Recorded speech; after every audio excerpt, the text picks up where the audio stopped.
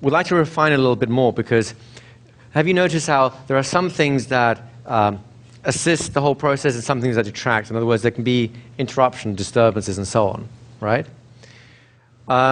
We realize, of course, that life is not ideal. Perhaps you're sitting in your office with a client, you're having this wonderful, great trance, and the next thing you know, the phone goes off, right?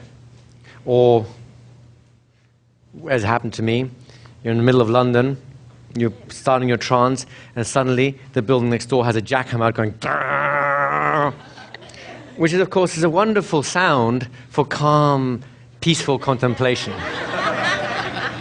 Right? Of course, with hypnosis, it can be. So what we're going to do now is what I call boilerplates. A boilerplate is a legal term, it's kind of legal slang, really, for those clauses you put into a contract that every contract has to have. So they just basically, no one thinks about them, you just take them, whack them in there, and they're just done. Right? I'd like you to think of the following ideas as boilerplates, because it's a good habit to get into in most, if not all, the trance you do, just to throw a quick line out there for these ideas, and of course observing to make sure that they're sinking in, because it'll save you potential heartache later on, like the jackhammer. Does that kind of make sense?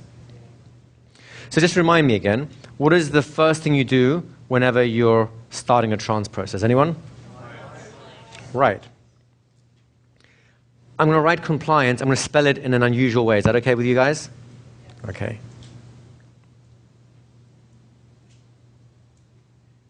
That's just how they spell it in England, okay? What's the second thing that you do? Does anyone disagree? There seems to be a little bit of doubt in the air. What's the second thing you do? A little more certainty, but there's still a huge amount of silence here. One was deafened by it. What's the second thing you do? Now I'm feeling the love. That's good. What's the third thing that we do? Do we have to do this again, folks, really? What's the third thing we do? There you go. That's good. Right?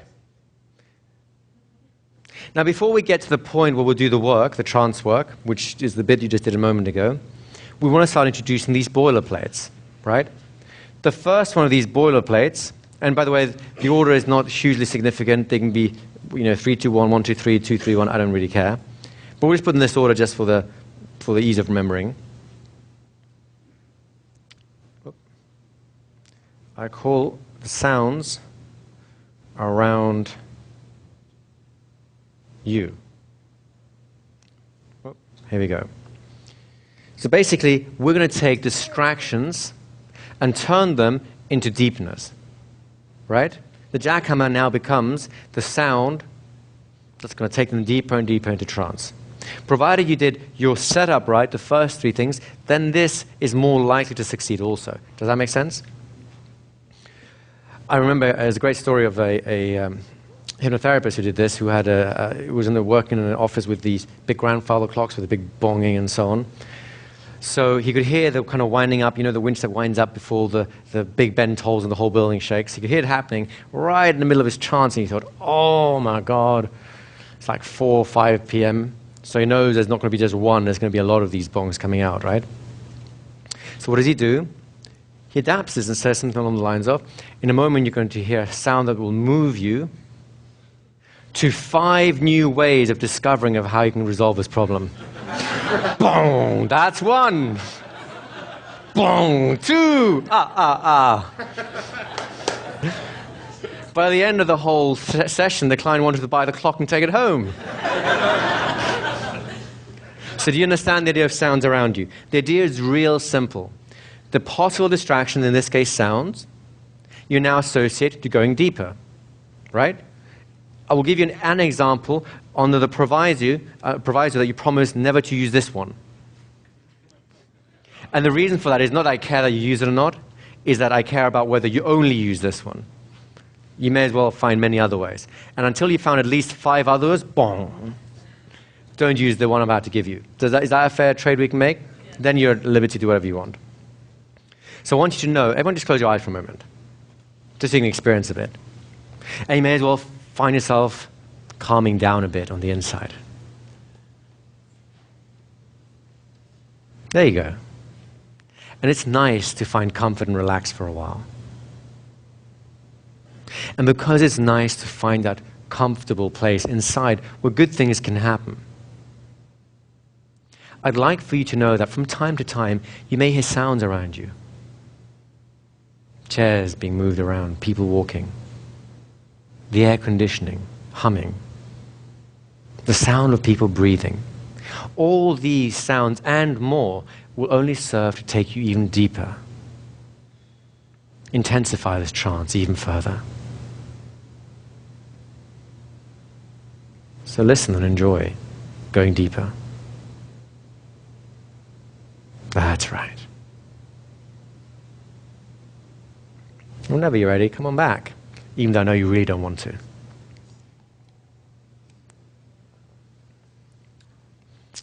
Good job. Can everyone feel the room somehow has calmed down a bit? It's almost like if there was such a thing as a psychic vibe, it's the waves have gone flat. Yeah? Can you feel that? It's part of trance.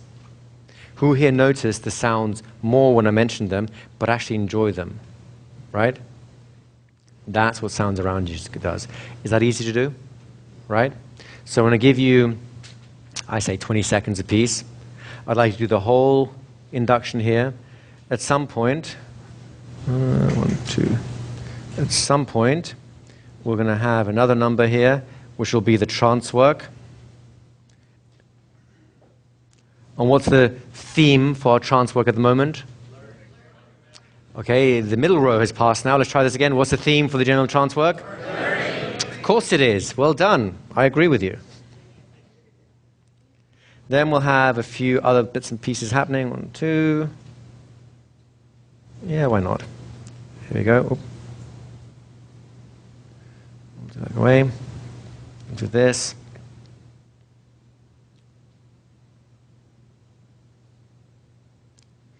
And at this point, you can count them out from 1 to 4. You can do whatever. You can just let it happen naturally. But you're going to give them specific suggestions for them to end the trance so they know the time is up. Does that make sense? Does everyone know what to do with these 6 or so steps? Yes? There was a quick question or not really? Yeah. Go ahead. I'm just wondering if you say the sounds put them deeper, and you say your voice is saying 1, 2, 3 and come up. So the sounds, if he says your sounds will put you deeper, and the voice, and then you ask, my voice will, I'm going to count from 1 to 3 to bring you back. What does that do? Do it and find out. Or better still, ask your partner to do it to you and experience it for yourself. Fair enough? All right, guys, off you go. Okay. So judging by the slight increase in difficulty getting you back, I'm presuming you enjoyed that, yes? Is that easy? What did you notice when you had that sounds around you language presented to you? Let's just get these microphones out. Go ahead, just pass it back. Thank you. I actually felt him going deeper even quicker. Right, it intensified the whole process, right? So now your basically safety blanket to ensure problems don't occur, actually do something else. They'll do the deepening for you as well, right? Excellent. Do you want to pass the mic back a little bit? And then just click it up for on. I actually found it a little bit more difficult to sort of pay attention to what was going on, both in terms of listening to the sounds that were going on around me, as well as trying to listen to my my hypnotist. So the other sounds started coming in, but you were losing touch with your hypnotist. Is that correct? Yes, but at the same time, I was also trying to, because the suggestion was to take a listen to things around me and to allow it to sort of wash over me and become more relaxed. And I found that increasingly difficult to listen to the sounds around me while also having to try and listen to the hypnotist. So there's this kind of split that was beginning to occur between the task you're instructed to do, listen to the sounds, go deeper, and your connection with the hypnotist, whether it's listening to him talking, carrying on with suggestions. Is that correct? Is that roughly what you're saying? Perfect. Because that will happen to every one of you at some point in your hypnotic career. You will lose contact with your client, either because you suggested something much like this that inadvertently creates a conflict in their mind, or because they're feeling so damn good they don't want to have anything to do with the outside world for a while, and you're part of that world. Right? that's kind of the direction that we're going in.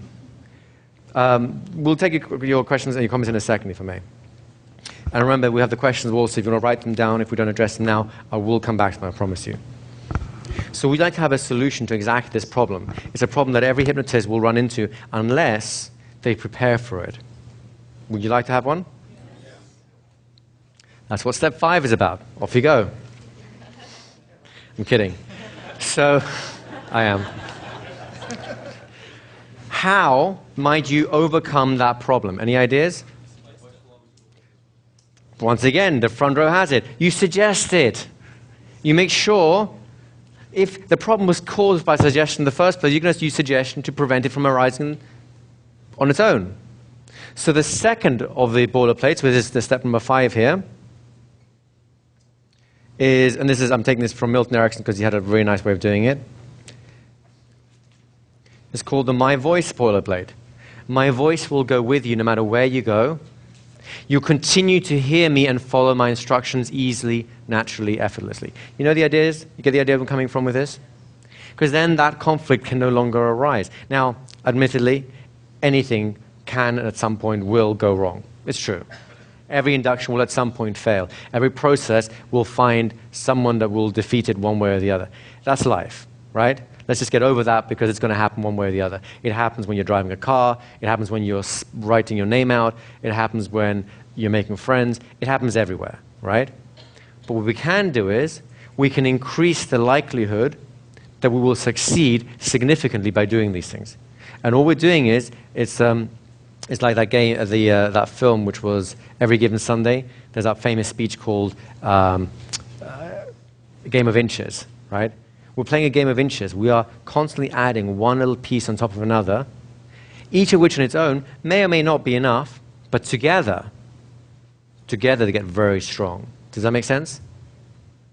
So the way you're going to do the My Voice thing is very simple. You're going to associate your voice with their attention.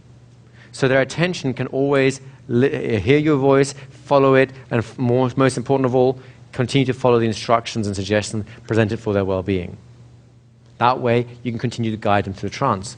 One of my favorite ways of doing this, a very, very simple way, say, you will continue to hear my voice at some level, so it's always guiding you through this experience. Does that make sense? Then I don't care whether he's actually listening to it consciously, he's aware of it or not, because as long as he's following the guidance, as long as he's having the experience suggested, I now have unconscious attention, whilst conscious attention is somewhere else, which is a beautiful place to be. And we'll show you how to get to that tomorrow, or the day after. Or the day after that, who knows? Does that make sense as an idea? Can we just have a mic over here quickly? Go ahead. Could you also use their own mental chatter as a deepener? Try it and find out. Right? You will hear me say that a lot. Okay, folks, very simply, I want you to do, whoops, let's do this way. I want you to do those 7 steps. And the trance work, just literally just say something about learning once again, whatever moves you. Don't take too long, because I'd rather just finish this up first and then we can spend some time playing with it. Does that make sense to you guys? Notice how I'm not spending too much time on any one of these points, 4, 5, and so on. They're just enough that I know they've got the idea and then I can move on, right? Why waste time doing something that's already happening, right? Is it quick or... Go ahead. Can you switch the order? Absolutely. You can switch the order any way you want to, right? Off you go. You know what? Let's pause 1 second. Let's do it this way. I would like all of you to find a different partner. Do an instant induction on them with no other preamble, just the instant induction just for the mechanic's sake. Bring him back 2 seconds later, and then do this on the same person. That will be your act of compliance. Does that make sense? Can I borrow a volunteer, please? Well, you know what? He's just put his hand out so quick, we may as well. Come on up. Give him a round of applause. Come up this way. No preamble, look at me. Sleep. All the way deeper, deeper, deeper. You're doing a good job. I'll be right back. Great. Now, have a seat. I've done 1. Close your eyes and go into a trance. I've done 2. And you see where we go from here? You may as well do it all on your own now, whilst they go off and find a partner. You'll find one right in a few moments' time. Is that easy to do? The instant induction has become your act of compliance. Off you go. Whenever you're ready, Christopher, bring yourself back. That's good. Find a partner as well. Okay, how's that? Who's having fun? Yeah, let's give him a round of applause.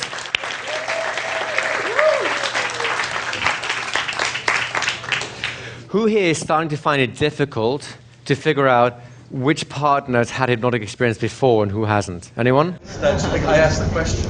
Right. I said, are you a hypnotist? Because I really thought he was. The answer is yes. If you thought he was, he must have been.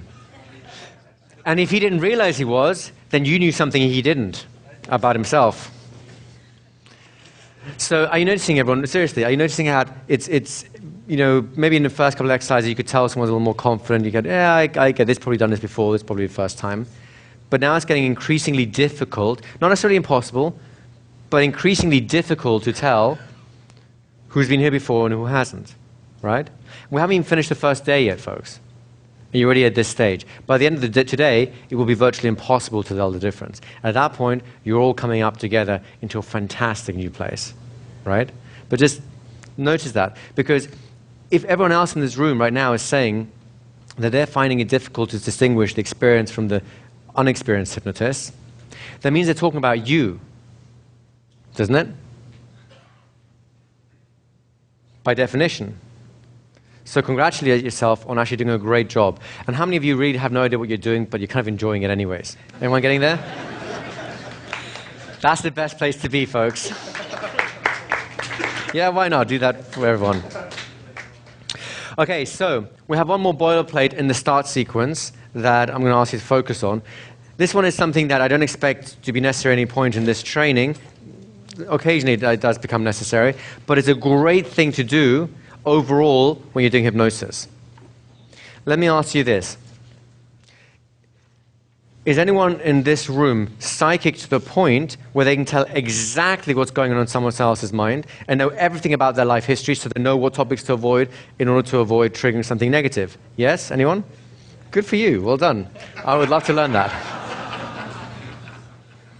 For us mere mortals, we're left guessing to a certain extent to what experiences are likely to give them a positive, beneficial impact, and what things are going to trigger off something negative. Because you never know, right? I remember one lady I worked with had a phobia of the nodding donkey, you know, those oil well things that just come up and down, right? She's never ever been to an oil well. She was in the UK. I have no idea where she got it from. Maybe she was beaten while she was Dallas in the background. Who knows, right? Yeah, for all the young people going, Dallas, what? So you never can tell what's going to set someone else off. So if that's the case, you want to make sure that you place right up front a mechanism that will help pull someone out of whatever pit they may fall into if you've accidentally pushed them into it. Does that kind of make sense to you guys? So there's different ways of calling this. You can call it safety, sanctuary, whatever you want to call it. Let's just call it something simple. Everyone just close your eyes for a moment, would you? Just put your pens down somewhere safe and close your eyes. Of course, you already know what happens when you close your eyes in here. So you might as well enjoy that process of calming down inside.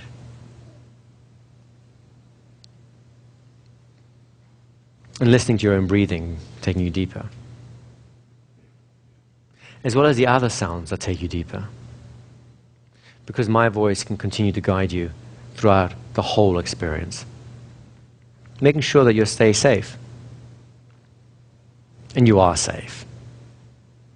You know that, don't you? Feel that chair and know how safe you are here.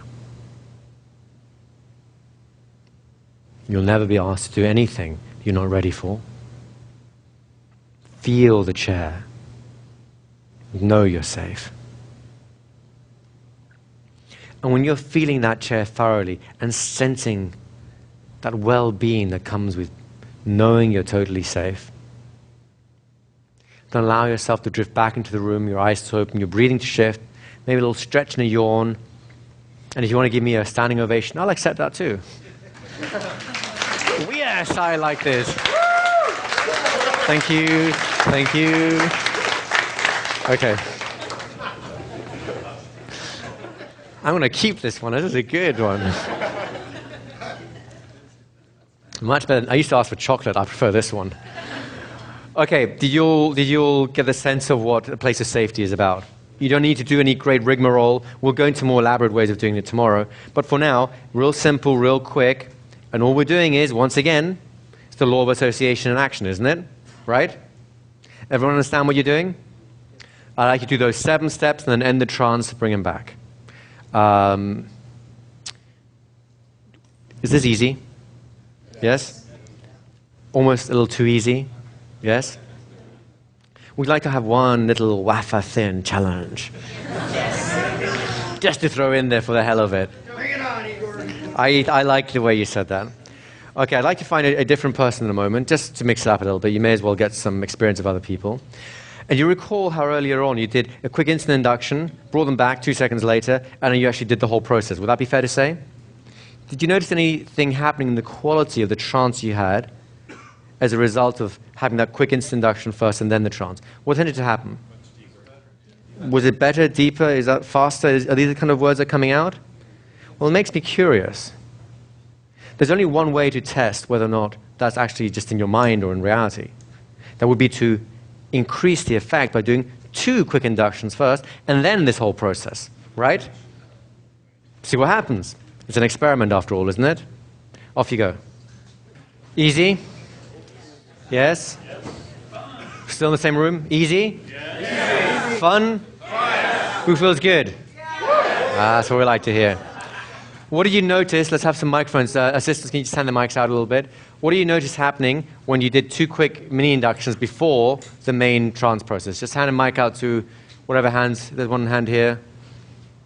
Just put it to the side. There you go. One thing that I noticed, I felt a little bit, and at first there was a little bit of hesitancy on my behalf of kind of doing as the hypnotist or the subject? As the hypnotist. Okay. Doing it again because it felt like I had just done it. Yeah. But in the second time there was a little bit more hesitancy, but once I did it I did the 2 instant inductions and then I went through the whole thing. By the time the third thing had gone through, I saw the effects of those first 2 and how deeply they went. And especially during the deepen part. And it's good to realize the hesitation was in your mind, not theirs. Correct. Right? And by the way, this is where most should we say, rules in hypnosis come from.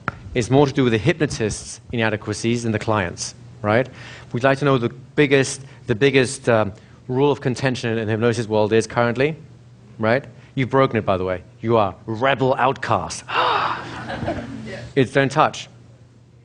In a lot of clinical professions, they say, oh, it's real bad to touch clients and so on. And the reason they do that is twofold. Number one, it's because they have issues with touching or being touched.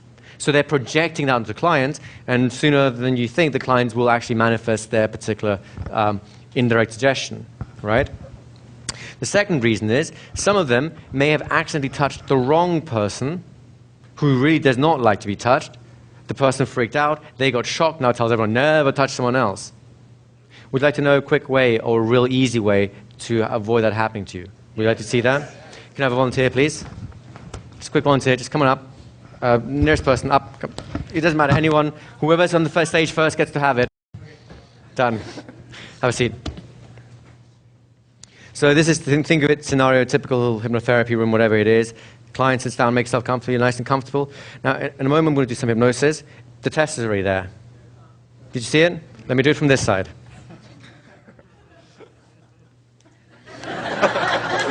Nothing on my sleeves. So, are you ready to go into hypnosis right now? Yes. It's done. If he has issues with touch, this is what will happen. Just go and touch my shoulder. He might even leave it there, but that's told me enough, right? If I know I'm going to do certain other things because I want to maybe place hypnotic triggers in different places and so on, I'll go a little step further. So, are you ready to do some hypnosis? Yes. Great. Now, as we go through the trance process, I may just touch your knee, your hand, your shoulder, maybe even your head. Is that okay with you? Yes. Is it okay with him? Yes. What if he does this? You attach him on the hand. He does this and goes, yes. Do you do it? No. It's not rocket science, is it? No. Give him a round of applause. Thank you. So as long as you think with a little bit of common sense, a little bit of, you take responsibility for what you are doing, there are no hard and fast rules. All that exists are principles. You're either working in harmony with the principle or you're violating it, right? Most violations tend to make things a little more awkward for you. Some violations are useful, provided the violation actually allows you to be in harmony with a greater principle, and you'll get to figure out what the weightings is as you have more experience. Make sense? Everyone good so far? So back to this thing now. We've got the 7 steps. We've got those 3 boilerplates, the sounds around you, my voice, and the idea of safety. Real easy, isn't it? So whenever you do an induction, let's assume that this is a good general outline for the whole induction process. What is the first thing you always think about in an induction? Any ideas? Reading helps. Okay, 3 people can read, the rest are dyslexic. I somehow doubt that. So what's the first thing you do? Okay, this side really is getting it. This side's kind of like, where am I? So what's the very first thing you do when you're preparing for hypnosis? You do what? It's part of compliance, you're correct. So the next thing is, after that, number 2 is? Induction. Right, and you at least know 2 different inductions by now, right? What do you do after the induction? Deeper. I agree. What's after that? Right, what's after that? And then? Safety. And then? Transfer. Then some other stuff happens, and at the end you do what? I agree. So what's the first thing again? Context. Then what happens? Induction. Then? Deeper. Then? Sound. Then? Voice. Then? Safety. Then? Transfer. Then? That's easy, isn't it? Well, let's find out. What's the first thing you do? Context. What do you do then? Induction. Then? Deeper. Then? Then some other stuff happens, and finally, you guys are good. Not difficult, is it?